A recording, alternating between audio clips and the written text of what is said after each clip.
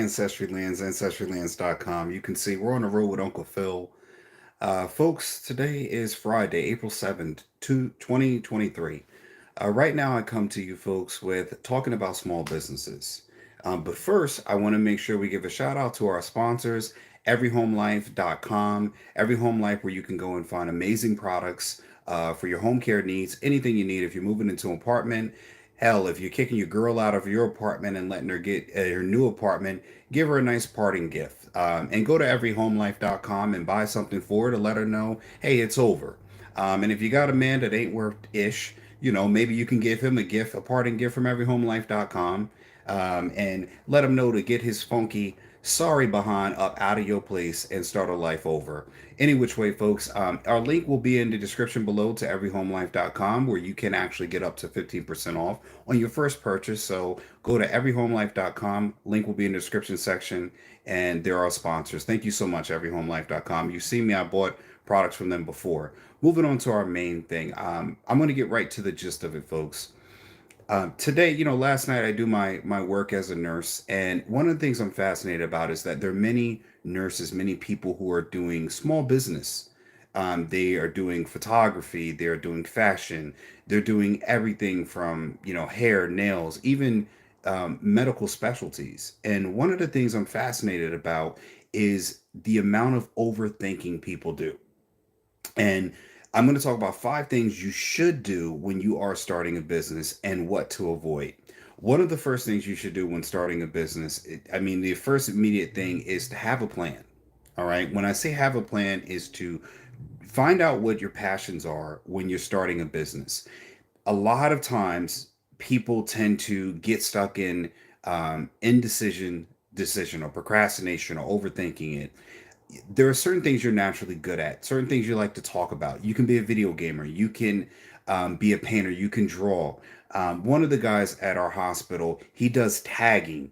And when he writes your names up on the boards, you can barely read what the hell he's written because he tags everything. And I told him, I said, well, why you like tagging? Why don't you do a YouTube channel on how to tag, how to draw a tag? When you have a small business, the first thing you need to do is start. A lot of times, what you'll get is people feedback, and you want everything to be right and perfect. I knew one nurse, very gifted and talented nurse. The problem, it's been a year now since I wanted to bring her into my business, and she put another person into the business, one of her friends. We brought her on, and she worked with us for a number of months. And I told her, I said, you're still stuck in trying to think about what is the best plan. I want it to be perfect. I don't want to do that. A year and a half has gone by since I first approached her about joining in and taking some aspects onto my business. Well, that was 1,000 subscribers ago. I'm sorry, 1,000 subscribers at the time. We're now up to almost 55,000 subscribers. And in that time, now that I've grown, she had a lot of time to figure out something that she would have a passion in. So the first thing I'm going to tell you is start the process. Stop thinking about it. Start putting some action into play. You may say, well, I still don't know. I spent some time thinking about what I want to do, and I still don't have an idea. And I'll say, well, the next best thing you can do if you don't still have an idea on what to do better for your own business is to align with someone who has a business, such as myself, that you can learn some of the basic business ideas or tools that you need to run a business. No matter what you do, you will still have to know how to do certain things like accounting, starting an LLC, how to get business checking accounts. And a lot of times you can go to YouTube for that, but most of these nurses and people that know, there's someone that that already has a business up and running.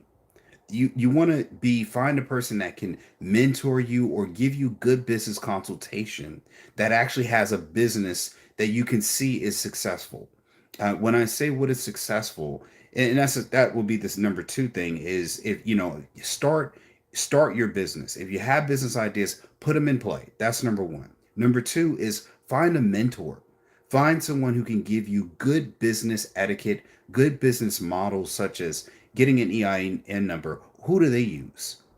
What's the benefit? Someone that's done it for a few years, that you can see their work, you can see their results.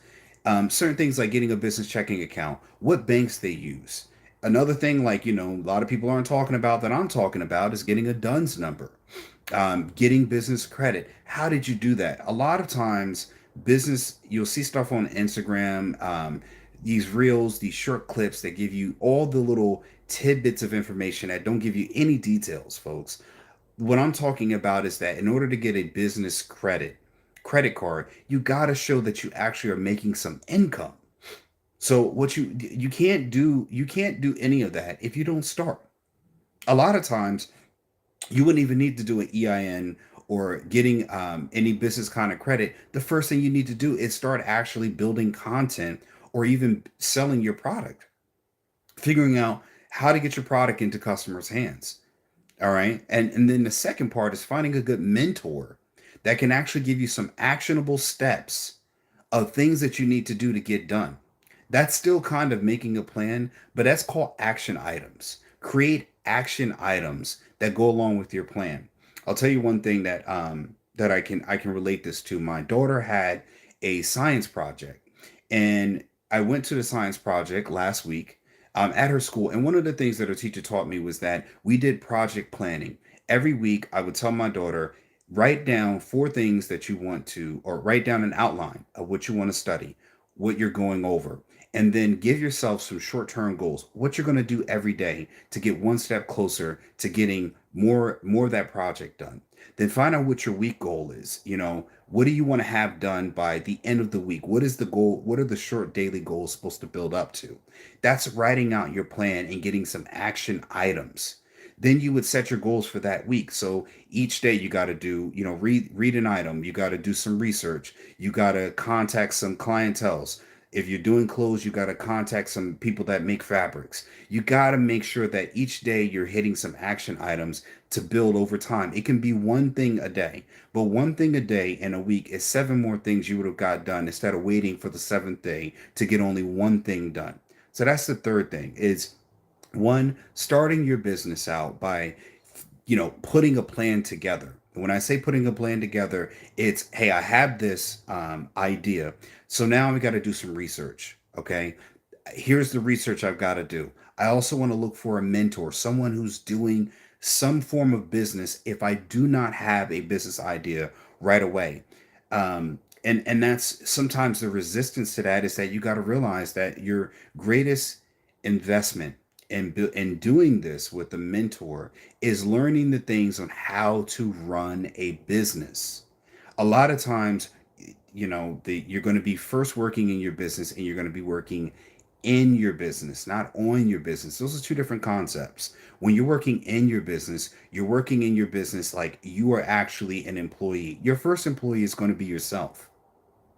You got to understand that no one is going to help you build a business. If you're looking for a business to be up and running, you're going to have to put a lot of money down. And, again, the mindset of thinking that you're going to quit your day job and just go and become even a content creator. Uh, Being a content creator, you're going to have to work every day. I've got to post, I've got to do live streams Monday through Friday. I've got to put weekend content out. I might have to do a quick live because there's a new topic to talk about. If you're doing content creation, it's still going to be another job. You have to put the effort in, which is the third thing. You've got to put the work in play every day towards your goals. Having a plan is great. Having a mentor is great. Having action items is great, but you've got to be willing to do the work.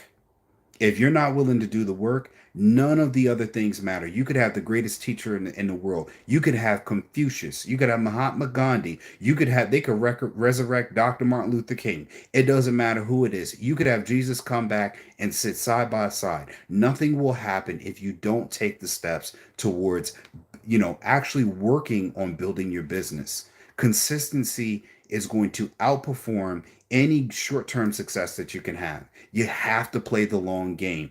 When I say that, that's all one step, the fourth step, which is you got to put in the work. whatever that means. You got to hustle, you got to grind. You're going to have to do it when you're tired, don't want to do it, feel ill, feel sick. You're going to have to find some way to get that content out, to get that product to your clients. And it's going to be built brick by brick, slowly and surely. Sorry, I'm always those S's, I tell you, they get me all the time. Slowly and surely. And the last thing is that you got to start. Again, I'm going to put number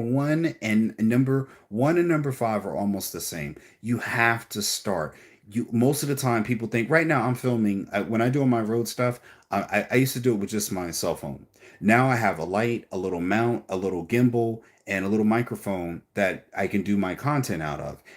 That's a little bit more advanced. But right now, my earlier videos, when you saw me walking around, filming stuff on people's yards and talking about, how to utilize small yard space, that was just done with my cell phone. You want to start getting into the habit of creating and doing.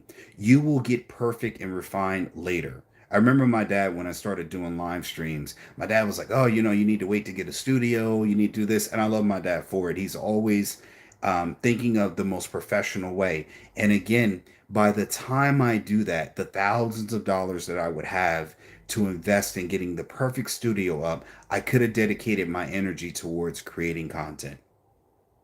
Now, I'm not saying you're a content creator, but again, like every home life, a lot of times just starting to even work with a sponsor, like, they're working with me, they're getting exposure. He's like, oh, 4 people came to the website.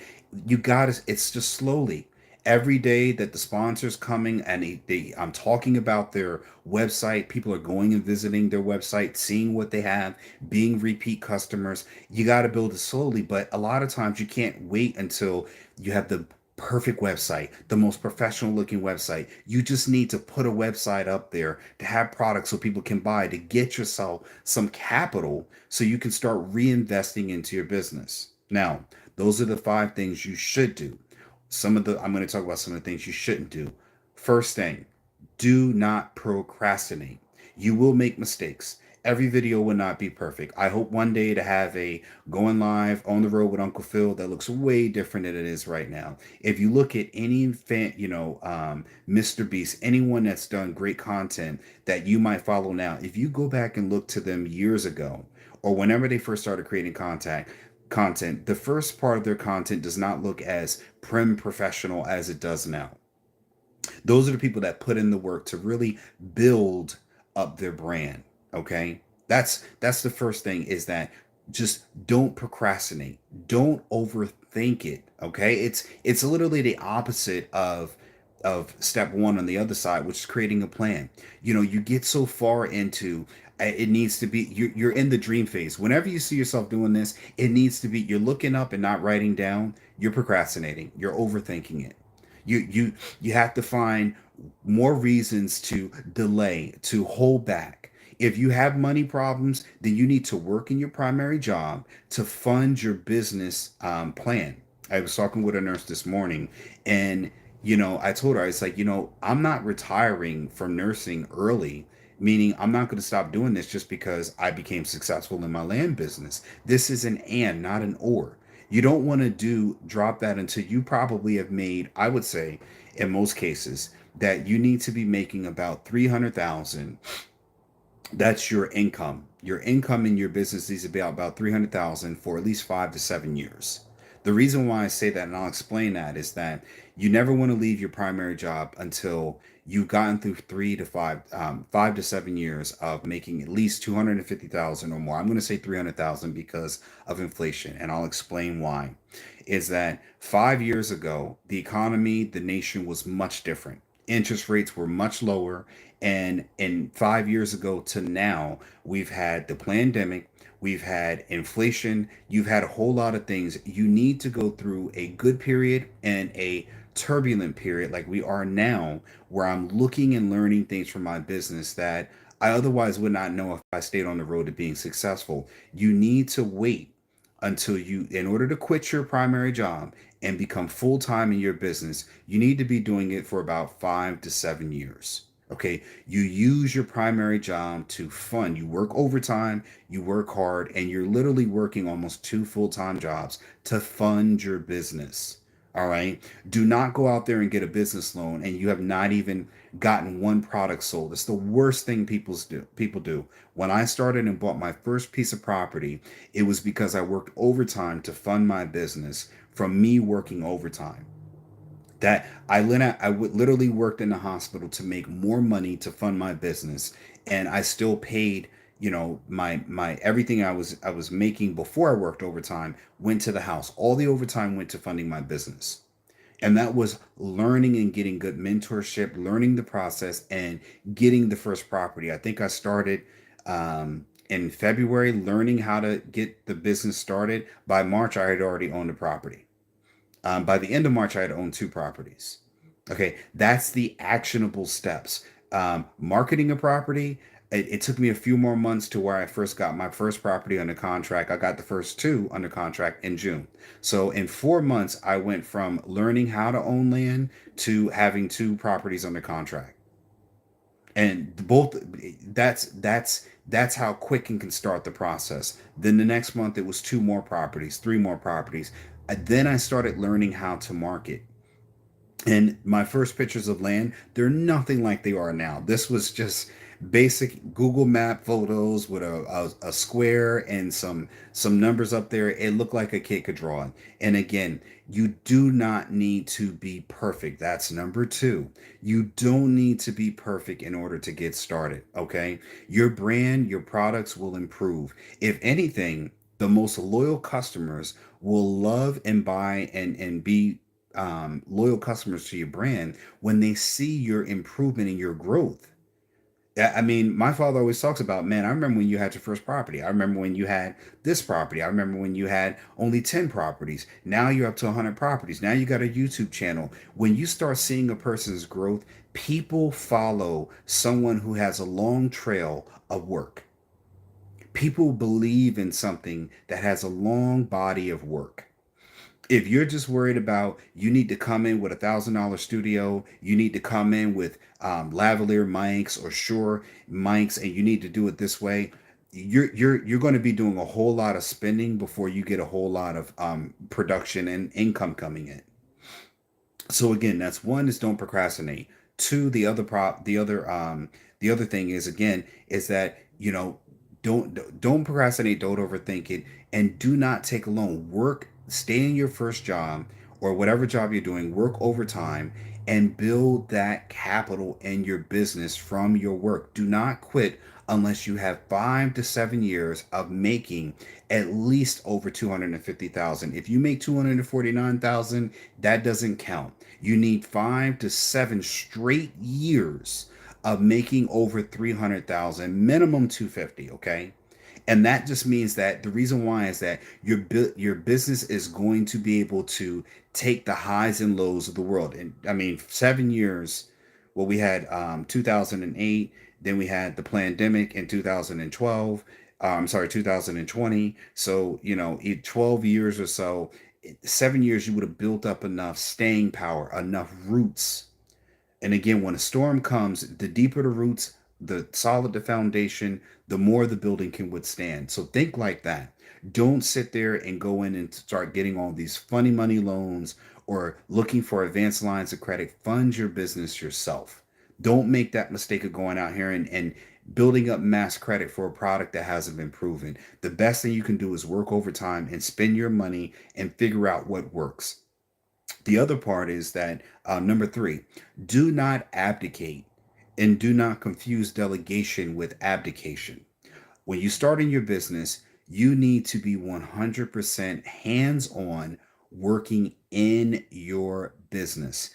You're not a corporation. This is for small businesses. This is not for someone like, the Trumps who've had hundreds of thousands of dollars of business money passed down. Yeah, unless you're starting with $1 million from a relative that died just for you to fund business, you're more than likely going to be starting where I'm at. You're going to be using your income to fund your business. Okay. So again, that's the whole point. You're going to have to be 100% invested in working in your business. All right. You're going to have to spend all that time building your business day by day, minute by minute, hour by hour in your free time, which means if you are single, you're going to have to forego going to the club sometimes, take some time out to invest in yourself. It will pay off. The club days will come. Trust me. They're not closing. They've been there before you were born. They're going to be there after you die. The clubs aren't going anywhere. All right. Your opportunity is. Don't waste time trying to have a little short term fun. You got to start building for yourself. All right.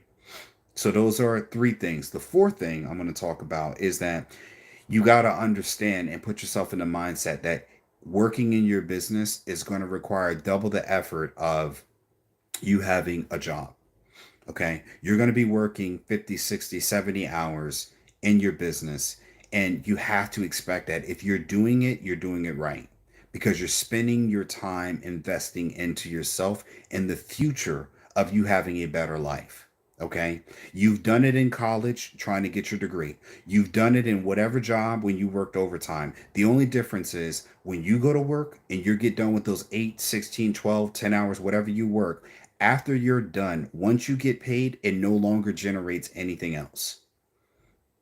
It doesn't do anything for you. I talked to a person that does photography, and I said, well, I don't, I'm a one man army. I'm a solopreneur. I got that. But again, why are you not building clients or people to work for you? Why I want things to be perfect, the quality of work. Yeah, I got it. But you can give someone else the lower level of jobs to be able to make income. Your time, you have to be able to multiply your time in order to multiply your income. You have to have people doing projects for you. You cannot be the only one person working in your business for a long period of time. First year, I would say, yeah, that's going to help. Unless you have services like you have to have a manufacturer if you're doing clothing. Obviously, you're going to need to outsource certain things, but the intricacies of your business, sale of goods, accounts receivable, expenses, how to set that all up and organize that and put that into, let's say, a QuickBooks account. I used a Google Drive for my first initial one until I had a CPA, until I started making a consistent income. But by that time, I had already had an organized setup on how to track money coming in, money coming out, and doing invoicing. I did all my invoicing, I did all my billing myself, I did all my marketing myself. And the point of doing that is don't abdicate, because once you do, you don't know how to do these functions of your business because you've delegated them away. When I started the land business, many of the new land investors, they were quick to find someone to work for them. They didn't even know how to sell a property themselves. How can you mentor or teach someone to sell a property if you don't know how to do it yourself? That's abdicating. Delegating is when you become past the understanding, past the learning, to the mastery point, to you're an expert on teaching how to market and sell a product. When you know how to do it, when you failed enough, when you've gotten rejection from enough customers, when you've gotten past no's, when you turn no's into yes, and when you turn into creating a certain small demand or desire for your product, you now can teach it to someone else because you've learned how to handle objections. You've learned how to get past people who are just window shopping. You've learned how to connect with your customers and speak the language. And it gives your employees or assistants or consultants the ability to have confidence in you, even through harder economic times. And again, what you want to be able to do, which is why I say 5 to 7 years, is because your business is going to go through the downturn like we are right now. Real estate's taking a hit. People aren't buying properties. We got a lot of people interested, but a lot of people are not jumping to buy a property like it's going out of style because people are cash strapped. But again, I have three three people posting, and I have my executive man. None of my business has stopped. We're still marketing. We're still working on social media. We're still putting out content. We may not be working in overdrive like we are, but I'm still able to pay my team because for the last 4 years, no, what is it? It's been, yeah, 5 years in this business. I've been able to have pure profit for staying power. My roots are deep enough to be able to weather this storm. And we've contracted just slightly, but that hasn't caused anybody to be laid off. We just put people in the most efficient positions so that way we wouldn't be having a lot of waste. That's a smart thing to do when you're a small business. And the last thing I'm going to say about one of the mistakes you don't want to make in a business is that you can't be afraid of failing. When I say you can't be afraid of failing, is that when I've got on the phone with clients or people who wanted to interested in buying property, the first person I tried to sell something to, very interested. The wife was very interested. The husband cursed me out, and the reason why was that he didn't think I was a real person despite me doing a duo call or FaceTime call, whatever you want to call it, video call, showing them the deeds, showing them everything I could to prove that I was who I was. I still had my first experience of the hardships of people understanding that a black man can own property and sell it.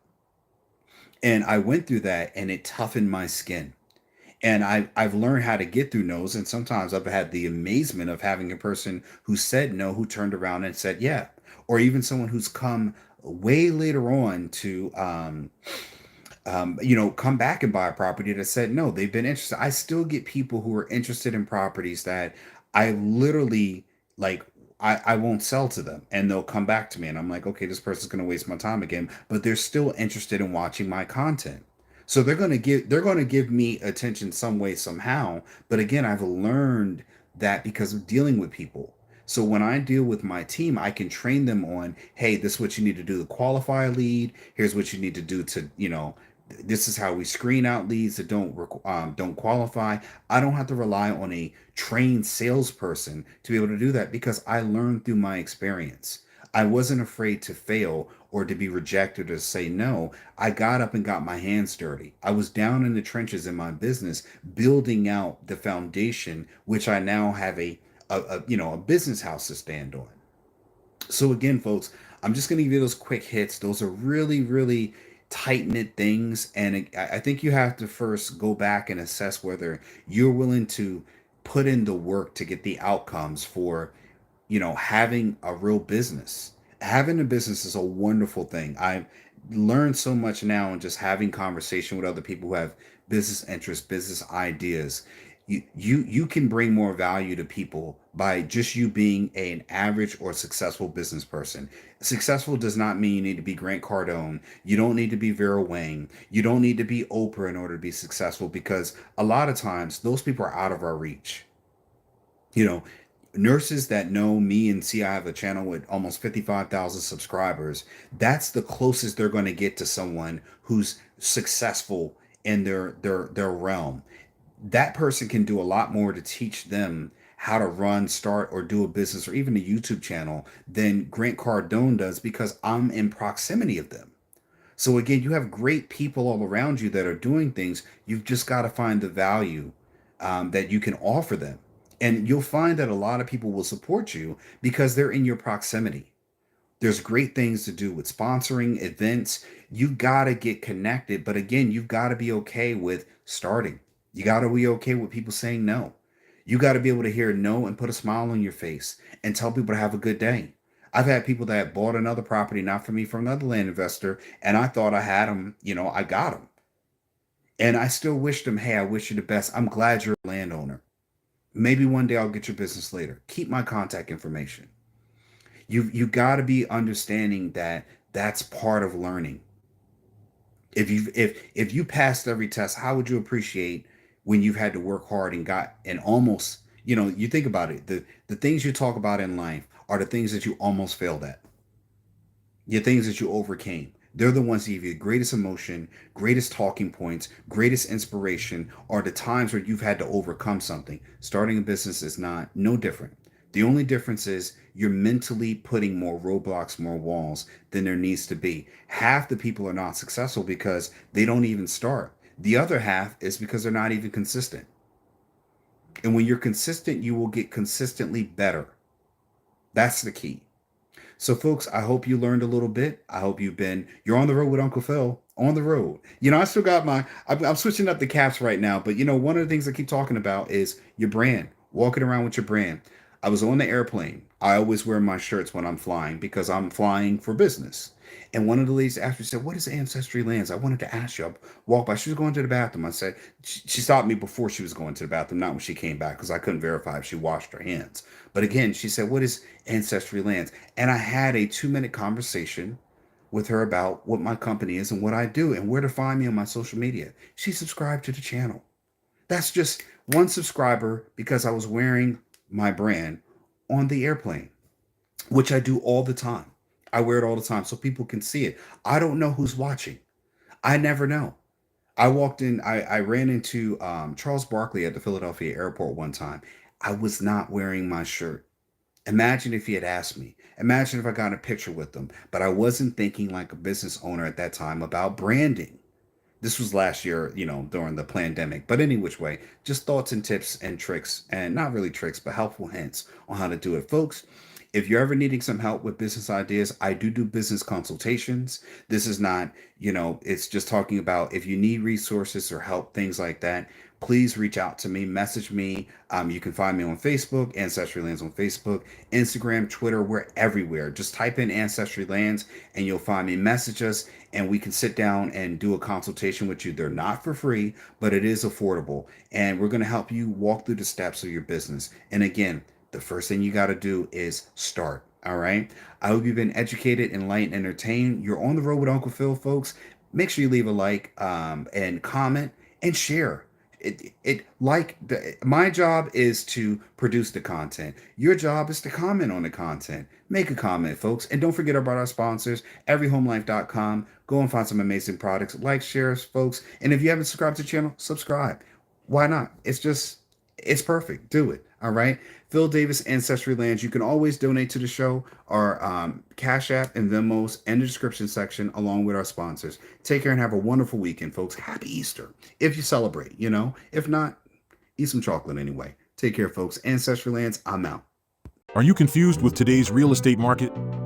With high interest rates and overpriced housing, it can be hard to find something to own at the right price. Available on Amazon, Getting Dollars from Dirt by author Philip H. Davis is a game-changing book that invites you to embark on a thrilling exploration of this often overlooked asset class.